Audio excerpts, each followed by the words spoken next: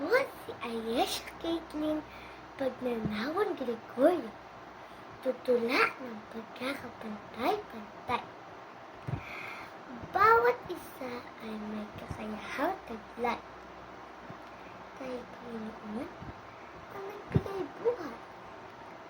Bigyang paggalang ang bawat nilalang. Katauhan, katarungan, pangkasarian. Ang kasarian ay hindi kasalanan.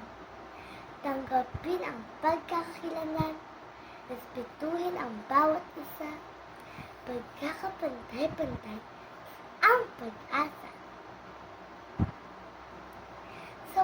Sa mundong oras lang ang hindi mapipigilan. Hindi dapat maging sanhi ng hidwaan ang kasarian. Dahil tayo ay di perfecto at tao lamang, kaya huwag kang magpakasala dahil lang sa iyong kapwa. Hindi kasarian ang mahalaga, kundi ang paggalang sa bawat isa. Tanggapin ang pagkakaiba at tayo'y magkakaisa. Maraming salamat po.